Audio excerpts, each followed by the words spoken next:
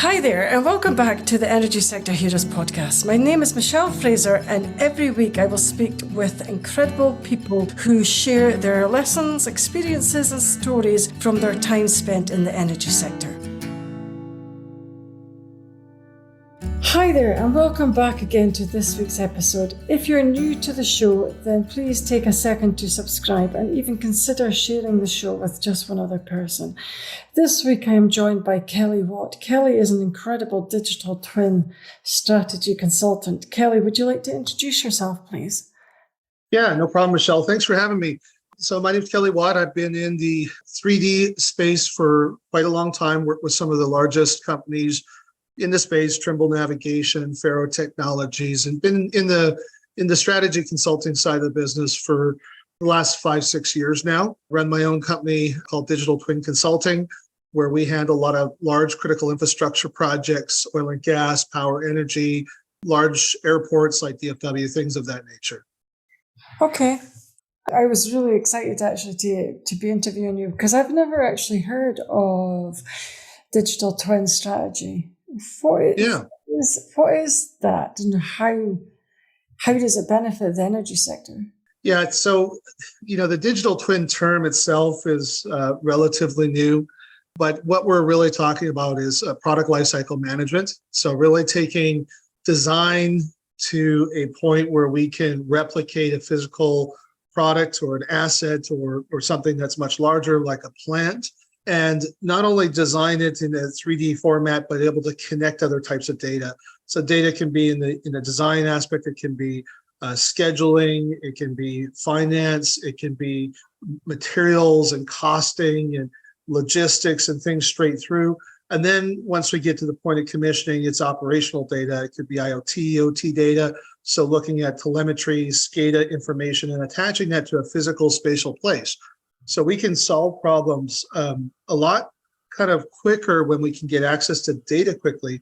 And one of the better ways to organize data is spatially, because if I walk into a plant, into a building, into a room, and I look at a pump and I want to find that pump, I can see it. If I could point and touch it, and I could extract everything about that pump, whether it be an operator manual, maintenance, commissioning, setup, whatever those pieces of information are, if we can extract it based on how we see the world, it's a much more efficient way than how we typically look at information, tabular reports, trying to find it in spreadsheet columns and trying to go through long reports from one page to the next. So it's really a way of restructuring how we look at data and attaching that to a physical spatial location.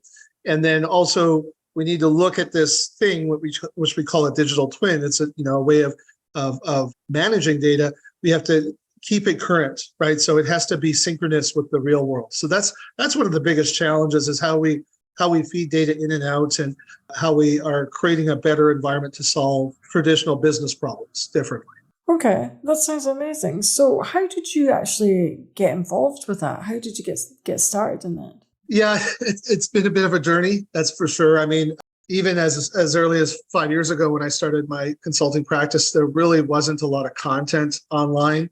The digital twin space came in from the aerospace industry, where we're looking to try things, simulate things virtually before you put, something in out of space. So that's really logical, right? Because it's costly to do so. But there wasn't a lot of content. So really, I think my background at the reality capture, I led a team with Faro Technologies where we sold terrestrial laser scanning. We're creating virtual worlds with laser scanning and imagery. I think that really kind of prompted my deep understanding on that part of things. And we create 3D models and design files from LiDAR. And I've always been a self-learner. So, you can get in a role with a technology company, you can really learn a lot, especially if you're involved with the R&D process. And I had a number of consultants that we had on hire that we would, can we solve this problem? How can we do this? And really try to deeply explore what was possible. So I think that really helped me. And when I couldn't do something, I would research it or try it myself. And, if I was to make recommendations to anyone that wants to get into an industry, don't be afraid to get on the edge and try something and fail quickly and learn from that, because your failures are what draws you future success. I agree. You were going back to saying that you would collect data. How would you actually collect that data? Yeah, it's interesting because we use the term data, and it actually means it means something different to so many people, right? What is data, right? So is data IoT data? Is it something that's feeding a signal from a sensor to somewhere else? From a reality capture perspective, data means measurement data, right? So traditionally, you see someone on the side of the highway with a yellow tripod looking through a scope. That's a total station, and they're measuring a single point from where they are to someone else that holds a stick, right? And that stick is the end point. So they're looking at a single measurement. Well, in the laser scanning world, we're capturing automatically laser scan points, measurement points just like that, about 1 million points per second, sometimes more, sometimes less, depending on the instrument you're using. And then it takes color photographs, and it creates this kind of virtual world, like a Tom Cruise movie where you can go around and kind of navigate a space in the virtual reality space. And that's really the data I was talking about. That data includes creating models, design files. As a result of understanding the measurement data, you can create design files. So all of this is data, even documents, tests, commissioning, all of this is data, whether it's unstructured, whether it's telemetry, which is sensor data, whether it's reality capture, measurement data, design data. All of this is data, and we're really just trying to find a better way to navigate it, understand it, and use it for business cases, right? So something happens, I don't have to physically, get in my truck and drive down and physically look at something.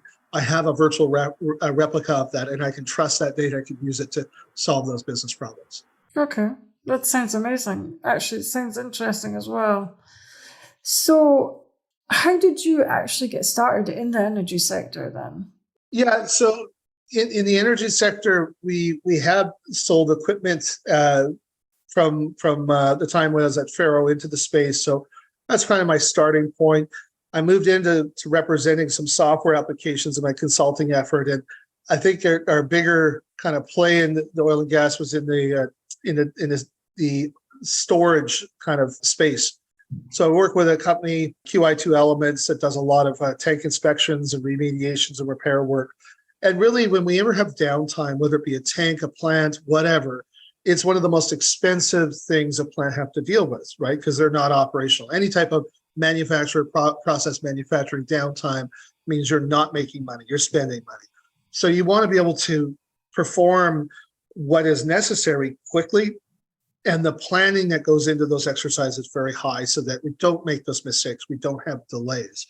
So working with companies like QI2 and others by providing digital twin solutions, visualization solutions, depends on what the need was, really got us an opportunity to speak with oil and gas professionals and understand their business problems. And you end up sitting and looking at a business problem a certain way, but taking a couple steps back and understanding, well, how could we do it differently, right? Is there a more efficient way to accomplish that? What are the fundamental challenges with the current way we do business, and how would we adopt something new that would create a better way, a more efficient way, a more accurate way, a safer way to do that particular job or exercise, and to provide oversight. So one of the cool things we learned too is that, one of the oil and gas companies would fly out from Ohio to be on site in Houston for a lot of these, turnaround times. And that was costly. It was the scheduling, all of that was difficult. Now that person could enter the confined space through a virtual record the same day or next day that data was captured. So that means they didn't have to physically be on site. So when we start talking about hundreds or thousands of these tank inspections, it adds up to being a tremendous business cost savings, and also a health and safety savings, and it also really impacts the schedule significantly. So the downtime efforts involving reality capture, involving virtual environments has dramatically grown over the last 10 years significantly. And it goes right into design efforts too, especially like prefab and fabrication, pipe racks and things of this nature. So there's a firm I've supported up in Grand Prairie, Alberta, that does a lot of the support for these big oil and gas companies. They come out with a crew, they laser scan, so they create a virtual environment of the as-is conditions.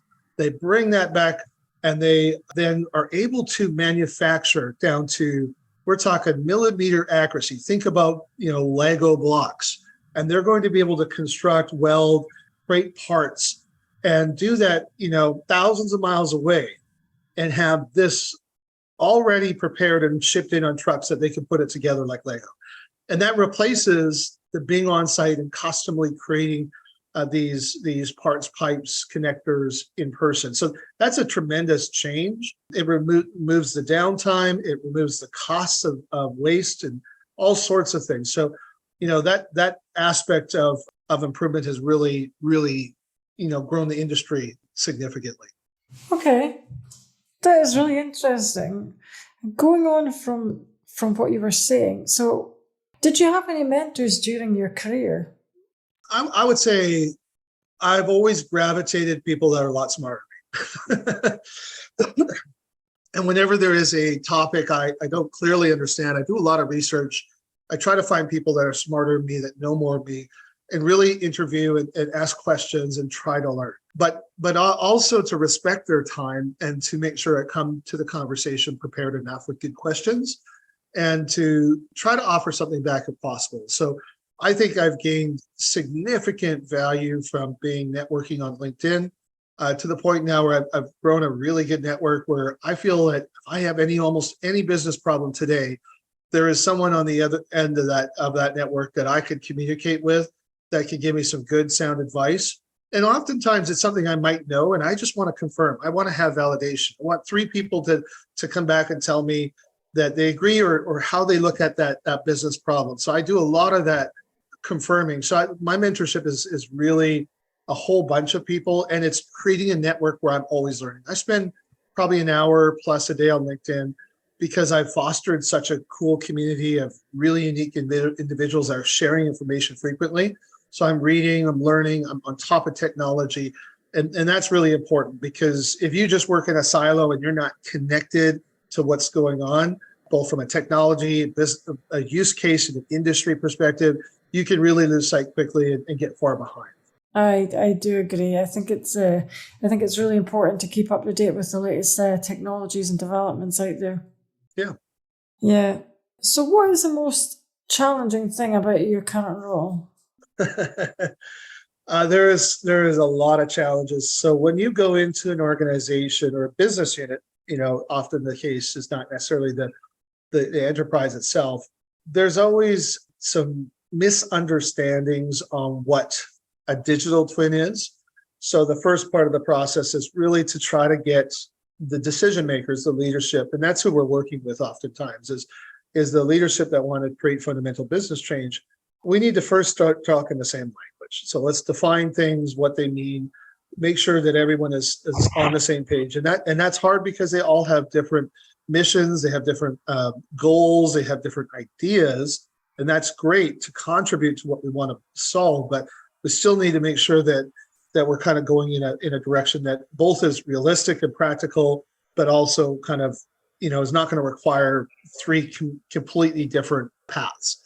Once we've kind of established that baseline and created a charter, and we really understand kind of what is this program going to look like, we do a lot of the business case, workshopping. So we really need to speak with leaders, understand their business problems, review their finances on things that are costly, and really start to bring in a lot of information that we analyze, right?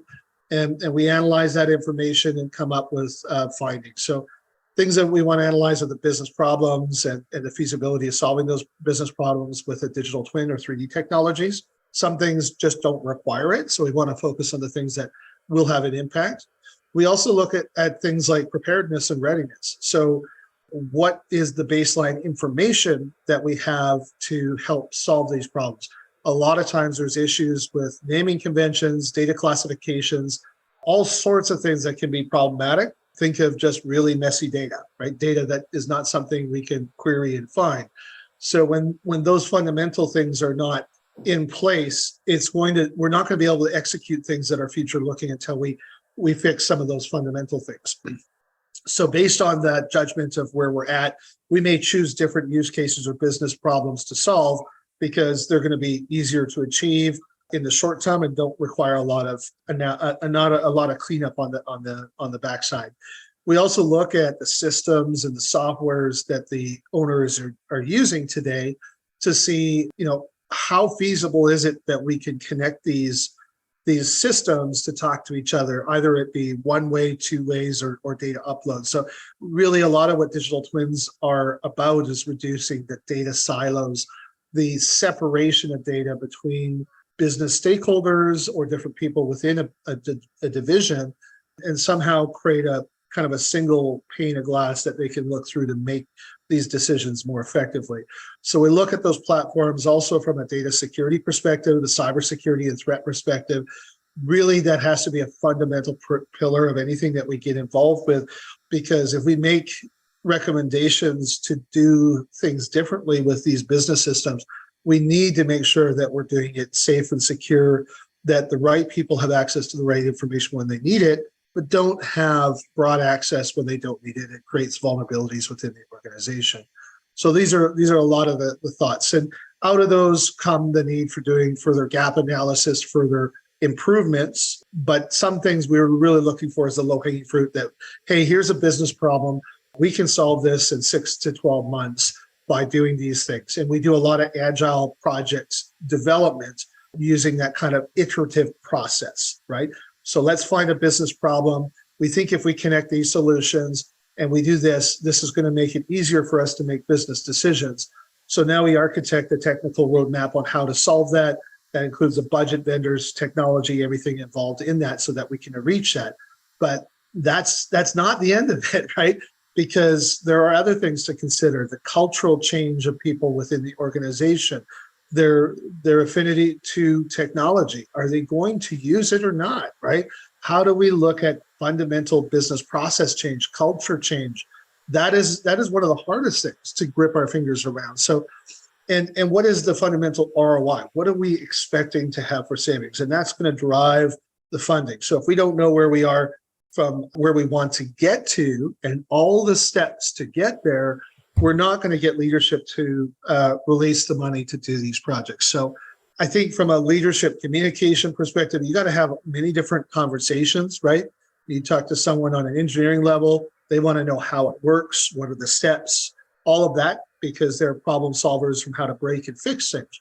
But you talk to a leader, they want to know, well, what is the story I'm telling here, right? And it is a narrative on we're doing this and we're solving this problem and these are the great impacts. It's got to be something they can say in a sentence or two. It's something that they're going to say in a press release. It's something that they're going to communicate to their other leaders when they're in conferences and things of that nature.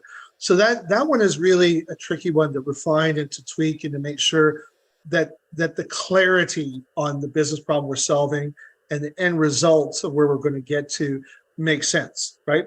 But you can't just have that vision without the building blocks on how to get there, because otherwise you're talking pixie dust, as I like to say, and it's not achievable. And so you got many different roles and stake players. So it's really navigating that and talking to the persona or the person that you're talking to in the language that they want to understand. So I think, out of this whole process, communication and alignment is one of the biggest fundamental changes. And then secondly, would be the cultural change and the adoption of technology and how that process change happens. Those are difficult ones. And unfortunately, the industry really is driven by vendors. And that's the big problem that we're trying to help solve, is because vendors go in with short kind of tunnel vision where let's implement a product and it's going to give you value. Well, we don't even necessarily understand the business problem.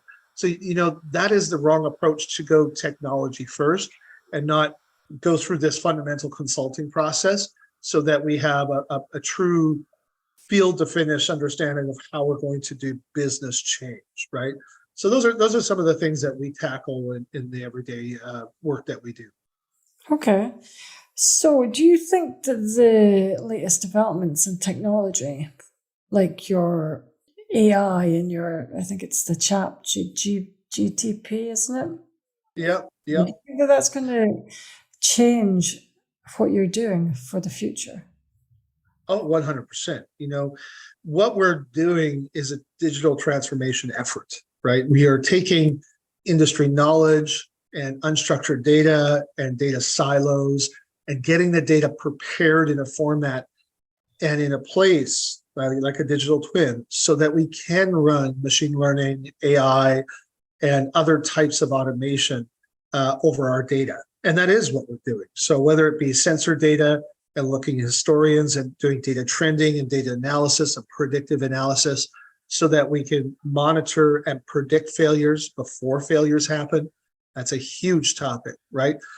Or we're looking on the machine learning that we are starting to get smarter, looking at simulation, looking at modeling something. What if we did it this way? What if we did it that way?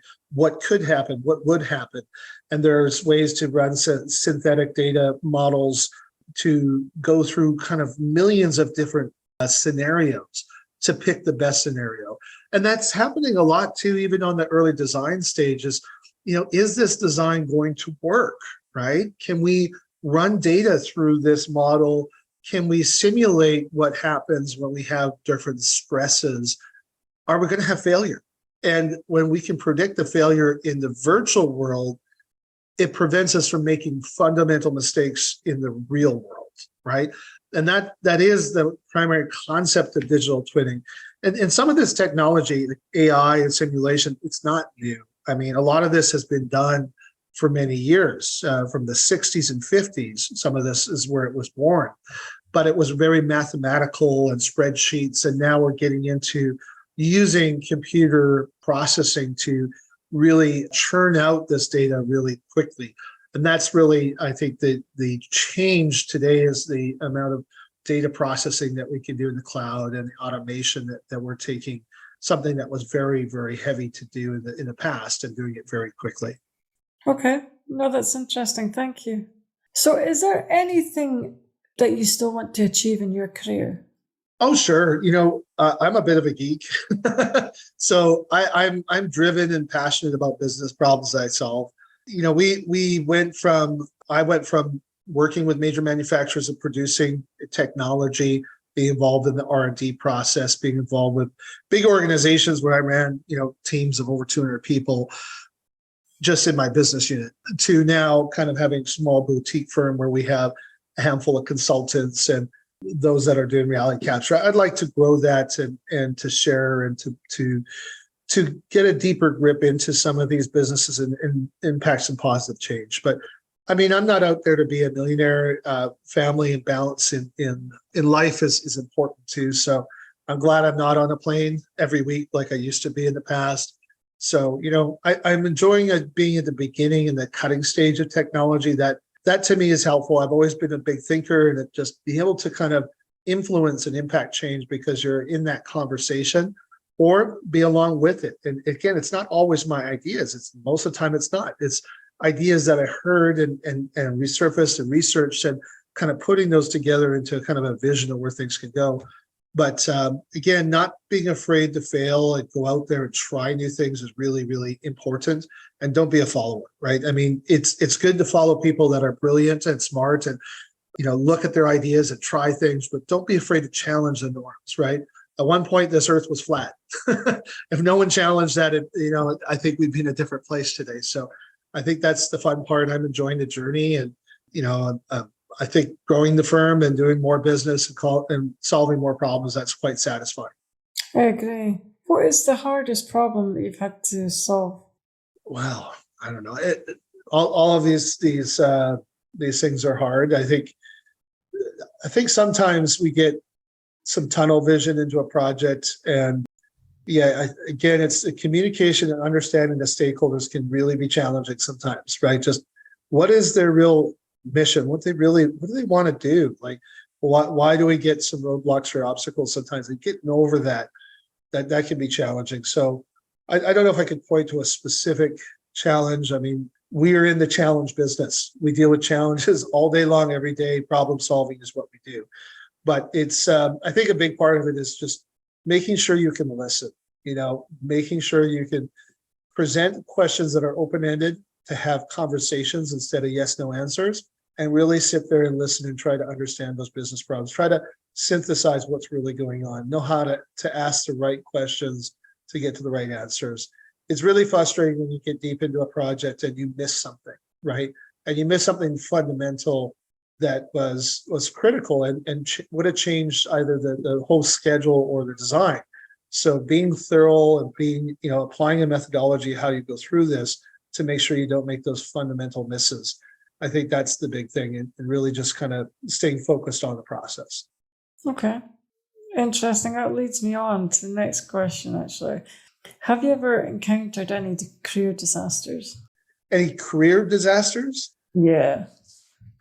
I've had career changes. I mean, I think I've had success in all of the roles that I've played.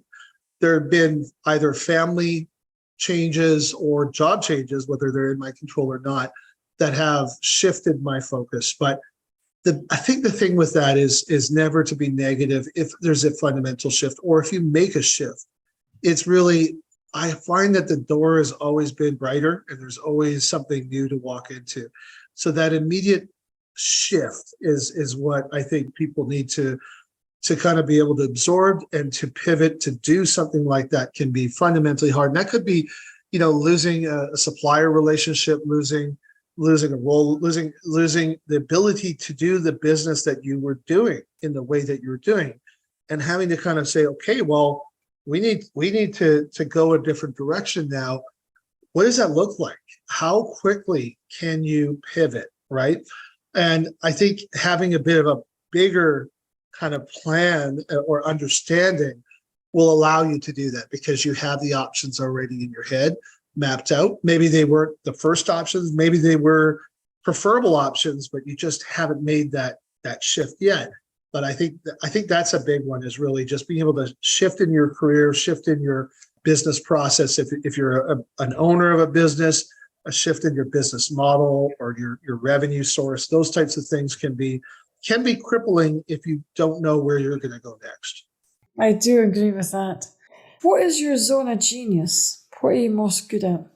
Oh, I wouldn't call myself a genius, and I think if anything was genius, is just bringing smart people around me. I think that is the thing, and listen to people, like, and really, empathetically listening where you're trying to understand what that person is really saying, not listening because you think you have a brighter idea and you're just being quiet so that you can say something next. I think that's one of the challenges that sometimes geniuses have, is they know they're a genius and they're very smart, but they also tune out the words of wisdom around them. So I think the wisest people are the best listeners. And you'll see that actually in board meetings and whatnot, as some of the wisest people in the room sit quiet and then listen, they synthesize and they understand that empathetically. And then they come with some of the most brilliant statements because they're listening. And the wisdom of the group is far more important than in the individual wisdom of the one. So I think that's kind of the way I would put it. And the way I've been successful is really extracting the information from smart people, knowing what to extract, what not to extract, and really, even any of these engagements that we go into, we're bringing some new ideas and frameworks, but they know the business problems. It's really, we need to help them understand in order and take the ideas and the information they actually have in their heads and put it into a business framework where we can solve that problem differently. But that's the way I'd probably answer that question. But even when you're in business, how do you go about attracting the most cleverest people to come around you? Well, they don't come to me, I go to them. Well, I think it's twofold. Part of it is you have to be involved in the community, right? The community can be organizations, it could be standards committee, it could be any of those things. And that does take volunteer work. I'm involved with a number of organizations where I'm a contributor. And sometimes I'm a silent contributor. I'm sitting there listening and learning, and sometimes I'm more active. So when you're involved in the communities and networks, you can learn, you can find people, and you can listen for voices that you can really resonate with, right? So those networks can be organizations or industry associations, things of that nature. They can also be social networks, right? So within the LinkedIn communities and other social communities, there are people that are willing to share ideas. There are people that are willing to help solve problems in those communities, right? And I do my best to contribute in those spaces too. And it's really fundamentally interesting how the more involved you are in these communities, the more you get known by people you had no idea. And I oftentimes get people reach out to me that say, listen, I've been watching or listening to you for a long time, for years. And I was waiting for the right time to engage. And I always find that fascinating, almost a bit creepy, but it was like, well, that's cool. And again, I've always thought this in the world, the more you give out, the more you get back. And in the consulting world, that's a slippery slope. You have to be very careful because people are there to extract information from you, and you need to be able to bill for your time and your ideas. So that is a bit of a careful thing that I try to manage, and I'm maybe not always super good at that, right? Because I like to share ideas. But yeah, I think that's the way I've done that is that way. And in some cases, when you're in a big company, you're going to acquire talent, and I'm going to bring paid consultants on that have ideas because I'm looking fundamentally to get help, right? And I would say that's the same thing that these oil and gas companies are doing when they hire me, or our company rather. It's they fundamentally have business problems and they have confusion over things and they want help. So they're trying to find clarity, understanding. They want to have strategic decision process and planning, and they want to make sure that we get some help doing that so that we're going to avoid failure, right? It's best to always find someone that's failed and learn from the mistakes. There's nothing better to do than having a conversation with someone that has failed and failed miserably and understand all the reasons why. That is sometimes the most valuable information you could gather, is so that you prevent yourself from having that. You learn from that failure and say, well, what we could have done differently, what will we do different? And I think the investigating some of the failures are some of the best information out there. So again, the social networks, the organizations, associations, conferences, I think are great too. I like to go to conferences. I speak at conferences. I love listening to speakers. I love, socializing with vendors. Vendors have really good ideas too, right? So, but you got to be careful, right? Like, am I listening to a sales pitch, or where's the knowledge, right? And some vendors will spend all day, every day, with a specific type of use case and a specific type of business problem. And they talk to everyone in the industry on that problem. And sometimes they can be the smartest people that you could ever find on something really niche. But you got to be able to separate, well, where's the IP, where's the knowledge, and where's the sales? Where's that in? And that one you have to be careful on, right? You really have to be careful on what is being told and what has been proven, what is truth and what is sales. That is really interesting. I do agree that it's important to network as well. So if you were going to hire someone, what would make an outstanding hire, in your opinion, if you were going to hire a graduate or something like that? Yeah. So I actually had all of my sales leaders in the past read a book, and the book is called The Ideal Team Player, before we did any hiring. And the author's name is Patrick Lencioni.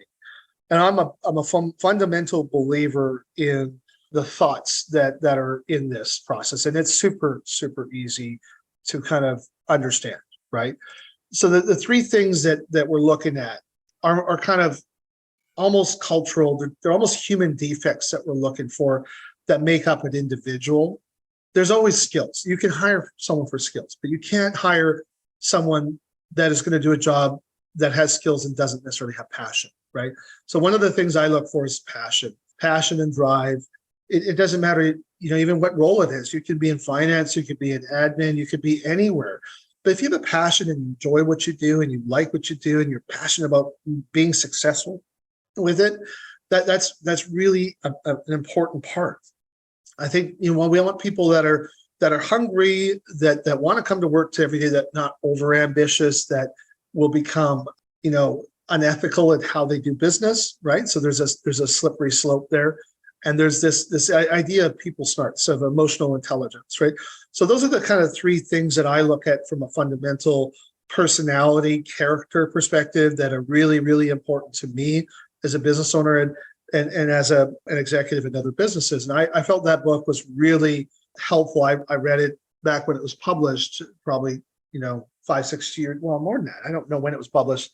That was my early days at Farron. And I felt it was like an epiphany. It's like, yes, I totally gravitated and identify with that. And we would make those decisions as a team, never by myself. I'd always have a team do the hiring process, and we'd have to agree, and we believe in that person, right? Now, that doesn't neglect the skills. You don't hire someone that's, got drive and got hunger and he's emotionally intelligent as an engineer and has no engineering skills. Don't get me wrong, right? You need all of those things. And in some industries, we're going to have people that are not, not outwardly people. That's kind of a hard way to put it. But if you're an engineer, you're oftentimes introverted. You're oftentimes, you have different characters. So you have to take that model and apply it to the role as well. But that's been helpful for me in terms of how I look at hiring.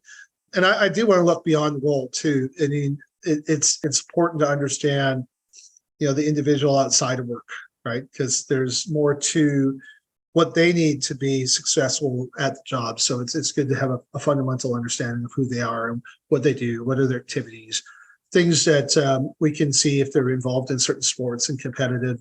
That's a really translatable skill set, competitive nature, right? So things like that can be helpful based on the roles, though, really depends, right, on what role you're hiring for. Okay. So what, in your opinion, is one of the key aspects of being a team player? Well, those are the three. Without those three, if you miss one of those three things, it won't work. So, if you don't have empathy, if you can't sit and listen to a conversation like we were talking earlier, and I can't truly hear what someone else is saying and synthesize that and understand that, there's no way I could be a team player, right? If you're the one always talking and don't listen, that's not being a team player. You can't be a team player by talking. You have to be able to listen, right? On the other side, you have to be able to have the passion and the interest to actually solve the problems. You don't want to be just the guy that's at the table clocking in and clocking out. If you start to have that kind of I don't really care attitude, like we don't want people like that. You're not going to get a team player that's trying to solve business problems if they're there to clock in and out and just do their job and their job only, not care about those around them or care about how what you do impacts someone else in the organization, right? And the hunger is there too. You have to be able to always be improving. As a team, we're coming to the game so we win the game, right? It's a competition, whether you're competing to have a safe environment every day, whether you're competing to do better than another company that's out there, there's many ways that we can compete, and we need to set KPIs and we need to look to be competitive and want to desire to achieve those, to do better in an organization. It could be operational efficiency. It could be from an EPA perspective.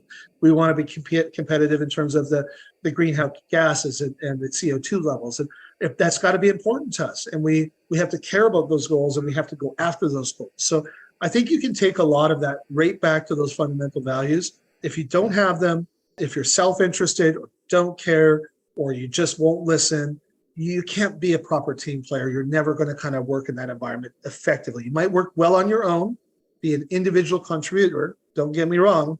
There's a lot of people in organizations that are fabulous contributors in terms of what they do, but that's not a team player. That's an individual contributor. Okay. No, that is really good advice. Thank you. So how would you describe your typical working week? So my work week, I'm in the field typically Tuesday through Thursday. So Tuesday, Wednesday, Thursday, and Mondays and Friday work from home. So I'm typically up at 6 every morning, coffee, breakfast, need to have a meal in me before I can sit and focus and concentrate. And then I do dive into emails, but I have my schedule planned out, and really schedule planning is really, really critical. So I know what needs to be accomplished in a day. I know what amount of time and energy I need to put into what particular projects. And I have to be careful of burnout. And that's one thing that I've struggled with. I get really zoned into something and I can stay focused on that for hours and hours. And it's not healthy to not take a break, right? I've gotten to the point where I really need to schedule time to rest my brain and to get some fresh air and to have a glass of water and then come back and hit it again fresh with a fresh thought pattern. So that's really, really, I think, important. When I'm preparing for workshops and I'm preparing for presentations, there's a lot that I want to go through first before I'm sitting in front of those individuals. So the preparation work before I do an activity is critical. I have the right questions in mind. I have the right messaging. And there are frameworks I've used in the past that I continually use and go back to those basics. And am I following this formula? Am I following this methodology? And always getting peer feedback, right? So I don't get it right the first time sometimes. So, the way to get it right is to get it wrong first, as I've said in the past, with a peer, and to tweak and fix so that when we are on the stage and we are working with clients that we get it right. And sometimes that's also just having good knowledge on who you're going to be talking to, doing some research, asking some people, reading what they've written in the past so that we have a better understanding, we have a better communication with that person. So again, my week looks like that. I do try to shut down on late Fridays. I do often a lot of 12-hour days in my work week, but I try to shut off on Saturdays and Sundays. And historically, that's been a big problem for me. I do 3-week business trips and not shut off at all. And it's really unhealthy for the family. It's really unhealthy for myself. So I think understanding when to switch that off is really important. And the weekends are important for me to spend with the kids or go to church or do the things in my community that I enjoy doing. And that I think that's something that we always have to expect from people. And those that are pushing themselves too hard, you almost need to say, hey, you know what, you need some personal time yourself. It's good to come here and work your butt off, but you got to hang your jacket and go home. And you need to have some personal things in your life, and work can't take over your life too much. And I think that balance is really important. No, I think that's a really important message. Thank you. If you could turn back time, would you change anything? Oh, I would have bet on some different lottery tickets. In all seriousness, I really don't think so. I mean, there's always individual things that you wish you would have done different in life. But some of the things that I did, I went through my university, and rather than do my law school, I took a job with a tech company and I traveled to Asia, and I traveled a lot. So do I regret that decision? I actually don't at all, right? I love that I have traveled in my life, and I love that I've met many different people from all over the world, and I've had opportunities to do that. So I think, if I would have done it differently, I would have regretted it, I think. So I love that I've been having the opportunity to experience life and to travel and to do different things. I mean, work-related travel, but still, even when I was doing work-related travel, I got to really experience it. And when I was working in telecommunications in my early 20s and going to like places like Micronesia in the Middle East, I mean, it's crazy, right? And I mean, I still had time to go and experience at least a day while I was there, and I made afford my time to do that. So, I think I'm very fortunate for some of the decisions I made, or how my path was guided for me. So I don't have any regrets on that part of my life, although there's always individual decisions I wish I would have done differently, little things on a daily basis, right? But that makes sense who we are today. Okay, yes, no, that's a really good analysis. I just wondered as well, one final question. If you had any advice to any new graduates or anybody wanting to enter into the energy sector, what would that be? Yeah, I think a really important thing is that digital transformation is coming, and it is rapidly coming. So we need, I would say that, to explore and understand what's out there and what's coming, and to self-educate, because a lot of this knowledge is not necessarily in the classroom. I actually just created a course on digital twins at an engineering school up in Canada called Mohawk College. And there are a number of these micro-credential classes that have been created to help with that gap, that industry upskilling gap. And that knowledge is just not in the classroom. So although you learn certain things in the classroom, that's great. That should never be the end of your learning. You should always be challenging yourself to learn more, to follow others, to network. And that, I think, is where you can fundamentally pivot into roles that are exciting, that are new, that are future-proof, that are lucrative, and that give a lot of job satisfaction, right? So I think, I think definitely embracing technology and digital transformation in general and automation, these types of fields. Don't be afraid of them. Learn what you can learn. Get some mentors that you can learn more from. Take on tasks that you maybe don't get paid, or that are a little bit outside of work scope, so that you can learn. Because I tell you, the amount you can learn in the job space from doing something like that, you wouldn't be able to even find in a classroom, and couldn't pay enough. It's absolutely invaluable. And those skills are niche skills that translate into really significant value. Okay, that is really good advice, actually. So that's all the questions I have today. I would like to thank Kelly for your time. That brings us to the end of another episode. Thanks for listening, and see you next week. Thanks for having me. That brings us to the end of another episode. Thanks for listening. If you enjoyed the show, I'd like to gently encourage you to leave a 5-star rating wherever you listen to podcasts, and share the show with another person. You can also follow me on LinkedIn or via my website, www.michellefraserconsultancy.com. Thanks again for listening, and see you next week.